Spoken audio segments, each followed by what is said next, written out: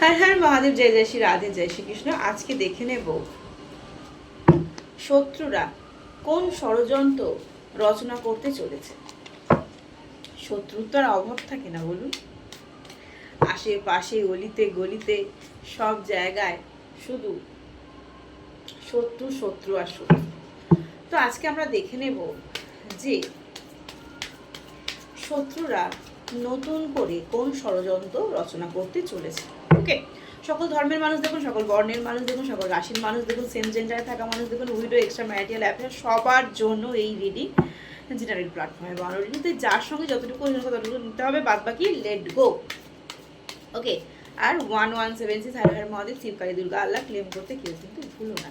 ওকে, চলুন আজকে ঝটপট করে দেখে নিই শত্রুরা আপনার জন্য কোন ষড়যন্ত্র রচনা করছে। এই শত্রু কারা? বয়ফ্রেন্ড, গার্লফ্রেন্ড, হাজবেন্ড, ওয়াইফ, শাশুড়ি, বৌমা, ননদ, দেওর, ভাসুর, সকলেই হতে পারে। বুঝতে পেরেছেন? আচ্ছা, অনেকে পরিবারে রয়েছেন, আপনাকে তাড়াবার জন্য শত্রু পরিকল্পনা এঁটে নিয়েছে। বাড়িতে অলরেডি ঝগড়া ঝামেলা শুরু হয়ে গেছে।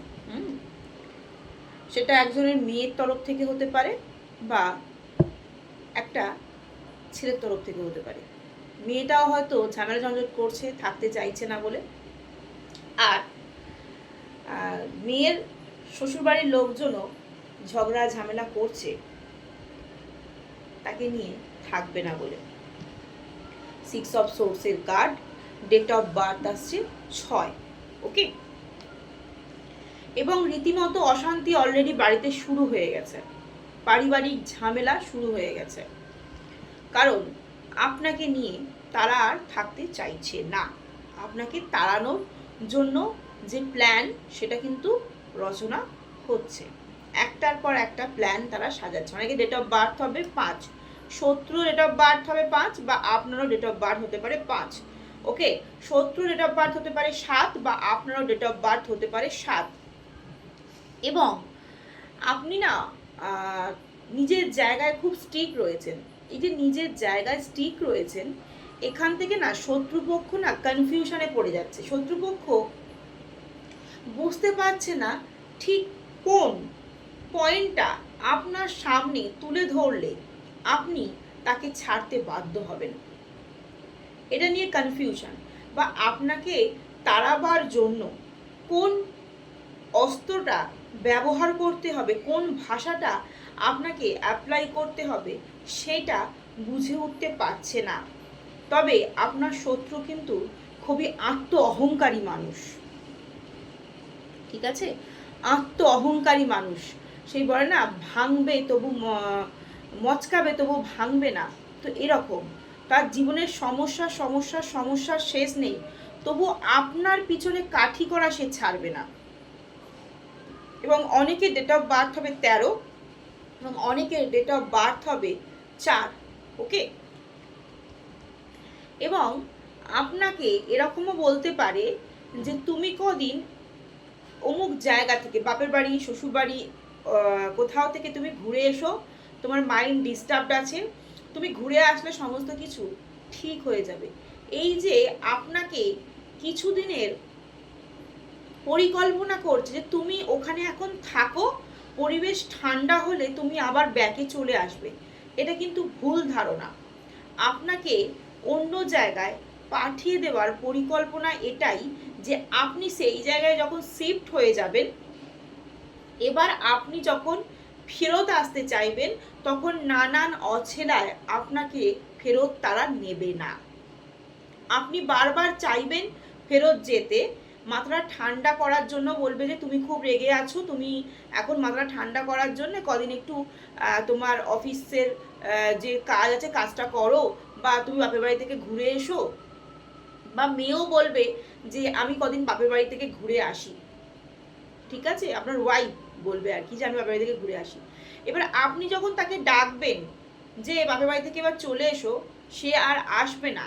আর শ্বশুর বাড়ির তরফ থেকে কিরকম হবে, যদি কোনো মেয়ে নিজে থেকে শ্বশুরবাড়িতে ফিরে যেতে চায়, তো মেয়ে শ্বশুরবাড়ির লোকজন কিন্তু তাকে নানান অছিলায় কিন্তু আর নেবে না। ওকে? এবং দিনের পর দিন আপনার পেনফুল অবস্থা হবে, আপনি কাঁদবেন, আপনি দগ্ধে দগ্ধে দগ্ধে দগ্ধে মরবেন, আপনার হাতে আর কোনো অস্ত্র থাকবে না। অনেকে ডেট অফ বার্থ হবে 10, অনেকে ডেট অফ বার্থ হবে 2, অনেকে ডেট অফ বার্থ হবে 1, যেটা আপনারা হতে পারে, আপনার শত্রু। অনেকে ডেট অফ বার্থ হবে 14 এবং অনেকে ডেট অফ বার্থ হবে 5।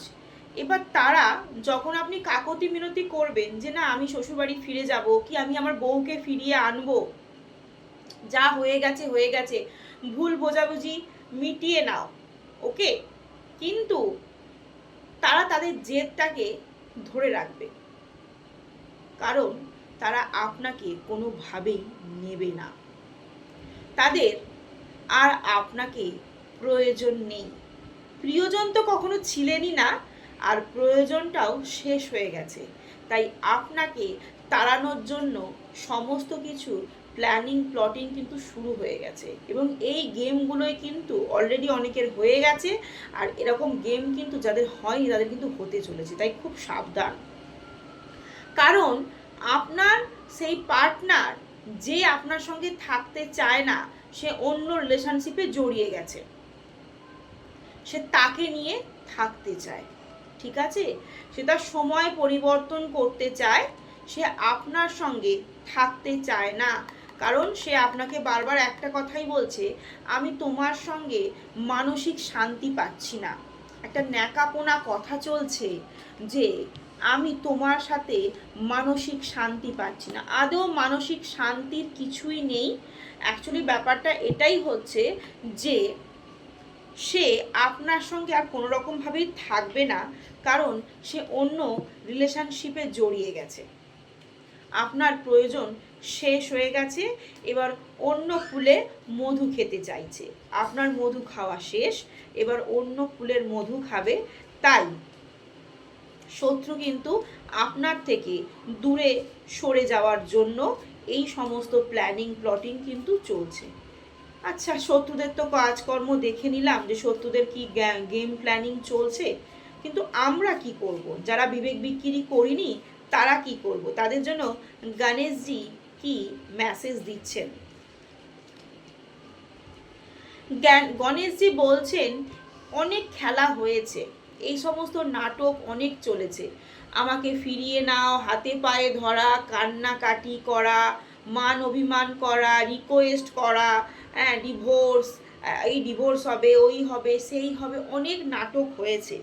ইউনিভার্স বলছে, গণেশ বলছে, সে তো তোমাকে কোনো ভ্যালু দিচ্ছে না, তুমি কেন তার কাছে এত কাতর হচ্ছ? তুমি কেন তার কাছে কাতর হচ্ছ? মায়া, সামান্য কিছু মায়া, আজকে সে যদি মারা যেত, ভাবুন তো। কারণ মৃত্যু কামনা আমি করছি না আজকের দিনে, এরকম তো হয়, আচমকা কেউ মারা গেল, সেই মানুষটা কি বাঁচে না? 2-4 দিন কাঁদে, 2-4 দিন কষ্ট পায়, তারপর কিন্তু কিছুদিন খাওয়া বন্ধ করে দেয় শোকে, কিন্তু তারপর তাকে আবার উঠে দাঁড়াতেও হয়, তাকে খেতেও হয়, তাকে সব কিছুই করতে হয়। তেমন গণেশজি বলছে, তুমিও তোমার জীবনের সংকল্প নও, তুমি তোমার তার হাতে পায়ে ধরতে যেও না, তুমি তার জন্য কান্নাকাটি বন্ধ করে দাও। কেন? যে লাস্টে 10 অফ ওয়ান্সের কার্ড এসেছিল না, কান্নাকাটি কেন করছো? সংকল্প নাও যে আমার জীবনটাকে আমি কোন দিকে এগিয়ে নিয়ে যাব, সেই সংকল্প নাও এবং সমৃদ্ধি নিয়ে এসো।